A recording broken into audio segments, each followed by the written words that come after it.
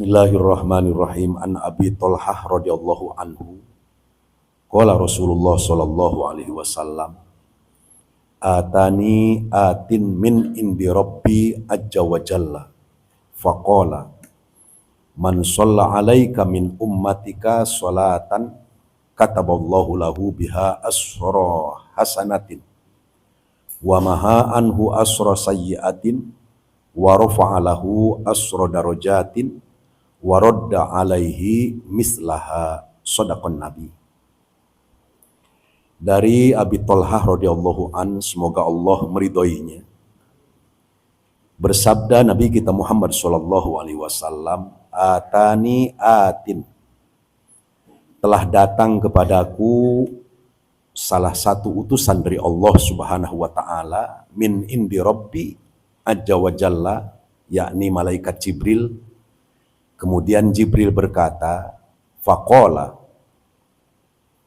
man shalla alaika min ummatika sholatan, barang siapa yang bersolawat kepadaku di antara umatmu satu kali, kataballahu lahu biha asra hasanatin, maka dicatat oleh Allah Subhanahu wa taala 10 kebaikan. Wa maha anhu asra sayyiatin, dan dihapuskan 10 keburukan. Wa rafa'a lahu asra darajatin, dan diangkat 10 derajat. Wa radda alaihi mislaha, dan diberikan balasan sejenis dan serupa dengan hal tersebut di atas. Jumhur ulama muhaddisin, hadis ini yang pertama derajatnya adalah sahih, tercantum di dalam beberapa kitab-kitab hadis. Yang kedua, hadis ini menerangkan tentang keistimewaan dan keutamaan kita bersolawat kepada baginda Nabi kita Muhammad sallallahu alaihi wasallam. Termuat di dalam keterangan ini minimal ada 4 keistimewaan dan kedudukan orang yang bersolawat kepada Nabi. Yang pertama, 1 kali kita bersolawat kepada Kangjeng Nabi, 1 kali kita bersolawat kepada baginda Nabi, itu dicatat oleh Allah Subhanahu wa taala mendapatkan 10 kebaikan. 10 rahmat dari Allah akan diturunkan kepada orang yang membaca solawat 1 kali. Tinggal kelipatannya. Kalau 1 kali Allah balas 10 kebaikan, 2 kali berarti 20 kebaikan, 3 kali berarti 30 kebaikan, dan selanjutnya kelipatannya. Itu 1 kali kita bersolawat kepada baginda Nabi.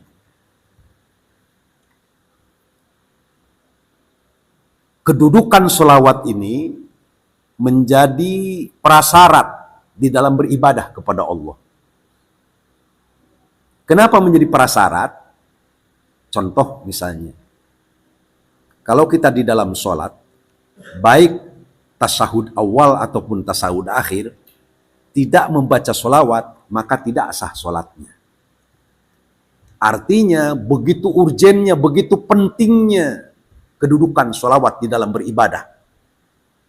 Yang kedua, doa, sehebat apapun doa kita, sehebat apapun bacaan doa kita, ketika tidak diawali dengan sholawat dan tidak diakhiri dengan sholawat, maka doa kita tidak akan diijabah dan tidak akan dikabul oleh Allah Subhanahu wa ta'ala. Itu yang kedua, itu kedudukan sholawat. Yang ketiga, amal perbuatan seorang hamba dalam beberapa keterangan yang tidak dibatasi ruang lingkupnya, itu adalah sholawat. Artinya boleh sambil diri, boleh sambil duduk, boleh sambil di mobil, boleh sambil bekerja, boleh sambil dagang, tidak dibatasi oleh ruang dan waktu. Amalan yang tidak dibatasi oleh ruang dan waktu, itu adalah sholawat. Kalau sholat dibatasi oleh ruang dan waktu. Kita mau sholat johor jam 11, belum datang waktunya sholat johor, nggak sah. Dan kita mau sholat johornya 3 rakaat, nggak sah. Artinya sholat johor itu harus masuk waktu johor. Dibatasi oleh ruang dan waktu. Waktunya waktu johor, sholatnya 4 rakaat. Tapi kalau sholawat, boleh sambil duduk, boleh sambil berbaring, boleh sambil tiduran, boleh di kendaraan, boleh sambil bawa motor, tidak dibatasi ruang lingkupnya. Itu keistimewaan sholawat. Dan yang kemudian, yang menariknya, Allah memerintahkan sholat, tapi Allahnya tidak sholat. Allah memerintahkan zakat, Allah tidak zakat. Allah memerintahkan haji dan umroh, Allah tidak haji dan umroh. Allah memerintahkan baca Quran, Allah tidak baca Quran. Allah perintahkan jihad, Allah tidak jihad. Allah perintahkan beramal soleh, Allah tidak beramal soleh. Tapi ketika Allah perintahkan sholawat, Allahnya bersolawat. Itu kedudukan kehebatan sholawat.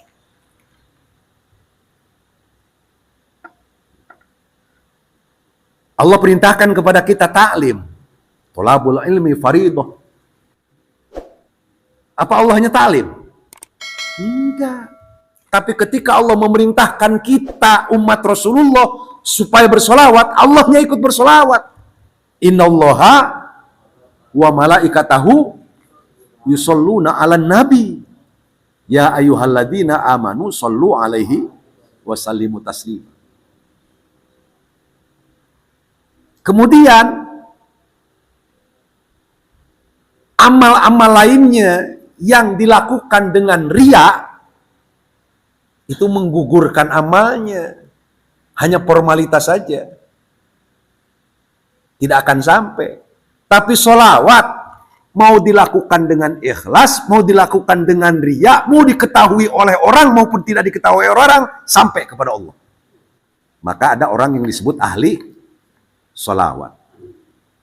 Jadi Angga kalau jalan bawa tasbih sholawat, Allahumma sholli ala sayyidina Muhammad wa ala sayyidina Muhammad, masyarakat nyebut ria tuh si Angga. Nggak usah khawatir nggak nyampe itu sholawatnya, nyampe. Ada yang selanjutnya, ada amal-amal yang tidak bisa dihapus oleh amal-amal, oleh istighfar, nggak bisa dihapus oleh tobat dan lain sebagainya. Ternyata bisa dihapus oleh sholawat. Jadi betapa kedudukan sholawat itu. Luar biasa, apalagi kondisi sekarang ini, akhir zaman ini, harus banyak kita bersolawat. Yang kedua, satu kali kita bersolawat, dihapuskan 10 keburukan, 10 kejahatan yang dilakukan oleh kita. Tinggal dikalikan saja. Yang ketiga, diangkat 10 derajat. Di makom yang lebih istimewa. Ada seorang santri yang bebel banget. Orang tuanya udah putus asa, santrinya udah putus asa. Kata gurunya, udah perbanyak aja tong, kamu bersolawat. Solawat. Ternyata dengan sendirinya, alam pikirnya diputuhkan oleh Allah. Sababiah wasilah solawat. Apa cukup dengan 3 tadi itu? Kebaikan diberikan 10, kejahatan dihapuskan 10, derajat ditambahkan 10. Masih ada apa? Warodda alaihi mislaha. Diberikan balasan-balasan sejenis dan serupa dengan itu yang di luar yang 3 tadi.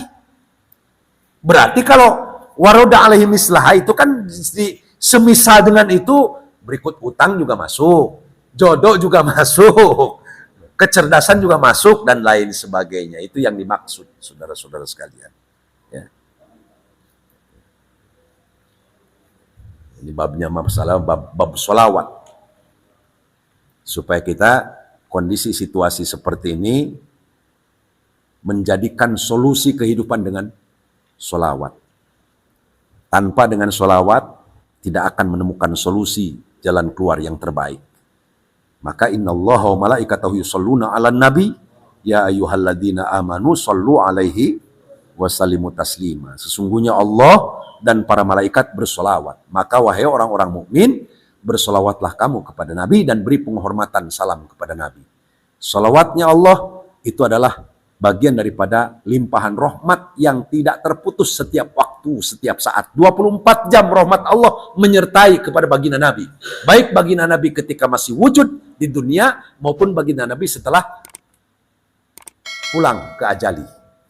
Tetap rahmat Allah setiap saat selalu menyertai. Yang kedua, para malaikat, bentuk wujud sholawat para malaikat adalah wujud mendoakan. Mendoakan kepada Kangjeng Nabi. Nah, wujud sholawat kita penghormatan dan pengharapan kepada Nabi kita Muhammad SAW. Kalau kita bersolawat berarti kita mendoakan, berpengharapan, penghormatan sekaligus yang lainnya. Begitu bedanya.